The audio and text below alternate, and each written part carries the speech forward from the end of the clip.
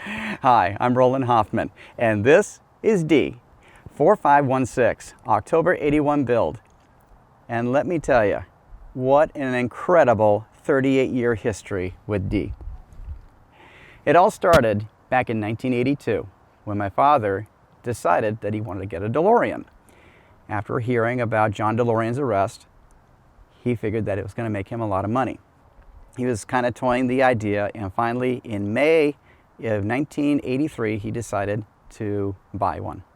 He contacted me and said, "Roland, can you do me a favor?" I said, "Sure. I'm thinking about buying a car." Didn't tell me he was going to buy a DeLorean at the time. "And if I decide to buy it, would you drive my Cadillac back home?" I said, "Yeah, that's no problem."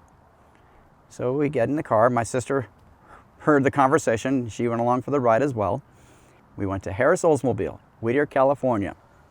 And my dad went into the showroom. About 5 minutes later, D pulls up from the back into the front of the dealership doors. And my dad and the salesman came out. And my jaw literally dropped. I said to myself, "Oh my gosh, this is an incredible feat." I never thought my dad would even consider a car like this. So they take off. And about 5 minutes later, they come back. Doors open up. And my dad says, "What do you think, son?" I said, "What do you think? I think you'd be the coolest man in Hacienda Heights," because we lived in Hacienda Heights at the time. "I think you'd be the coolest man in Hacienda Heights. That's what I think." So he negotiated and he gets the car.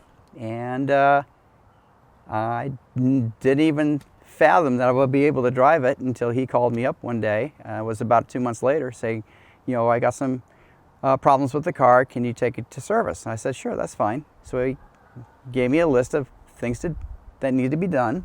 So I drove D down to the dealership. I got a call from my dad, and he said that the DeLorean is ready, and picked up the car and on my way back. And about 4 or 5 months later, because I was going to college, I was still living at home, and my dad, called me up. "Can you take the DeLorean for service?" I said, "Sure." Well, the second time around, met up with one of the techs, or the tech. I believe there's only one tech. And I asked him, I said, "How do you take care of the stainless steel panels?" And he says, "Do you have a green abrasive pad, like a Scotch-Brite?" And I said, "Yeah." And he says, "That's what you use, and use liquid detergent like Dawn." Seriously. All right, so of course, D was a bit dirty, so I took his advice, got a bucket, put Dawn just soap, and put the green abrasive pad on it, like you said, right? And of course, I start cringing, and of course, he told me to go with the green. And next thing you know, she looked beautiful. It was awesome. And I went through a change of life. I moved away from home and went back to school and met my wife at school and graduated in '89. And of course, as time goes on, I visit my folks, and of course, I go down to the garage and I see the DeLorean with 4 flat tires and dust all over the car. And I went back upstairs and I said, "Dad, what's going on? What's wrong? What's going on with the DeLorean?" And he says, "Oh, it won't start." He would just put it on a tow truck, off it goes to Ed Bernstein over at DeLorean 1, and then comes back and drives it maybe around the block, puts it in the garage and forgets about it. And of course, it's just been that way for many, many years, and my mom and dad just spent a ton of money just keeping D running. And so we fast forward to 2013. My mom basically told me that Dad wants to sell the DeLorean. And I said, "Is he really? Is he serious?" And he says, "He seems to be."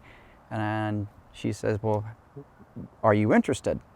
I said, "Well, I think it should stay in the family." And she goes, "Well, if you simply pay for the transfer, the DMV transfer, we'll give it to you." Of course, I laughed my butt off. And the reason I laughed my butt off is because my dad wanted to find out how much was a DeLorean worth. And so, of course, back in the 90s, I told him $15,000. $15,000. That's it? $15,000. Right, exactly. So now we fast forward to 2013.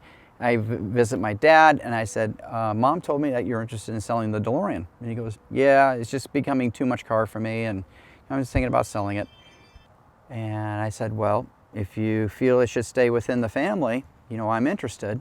Just write me a number and we'll talk about it. And of course he looks at me and he knows how much he has spent, keeping, Dee running. Are you sure? I said, yes, I am totally positive. Because Dee and I have this relationship, and of course he starts, who's Dee, right? And I never told him that I named his car.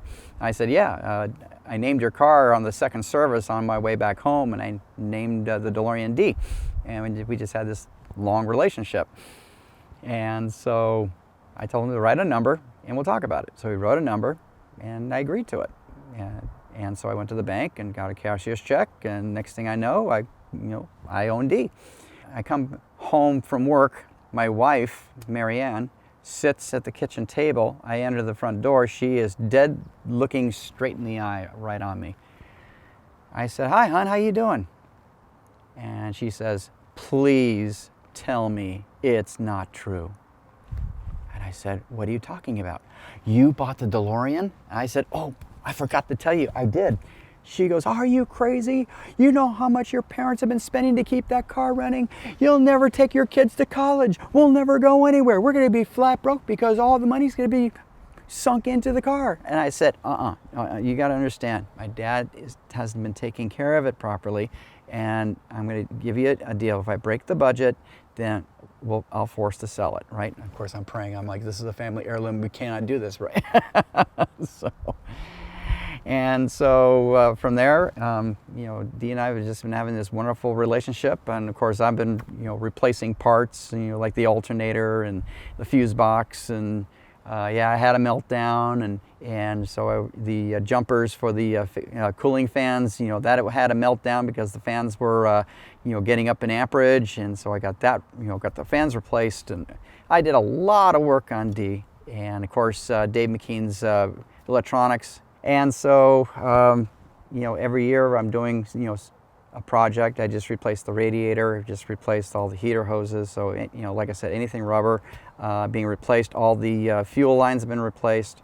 Totally recommend replacing the fuel lines. I cannot stress it enough to replace those fuel lines because 40-year-old Teflon lines, they get very, very brittle. And all you have to do is just simply, give it a grip and you'll crush them and you'll have leaky fuel. That's not good.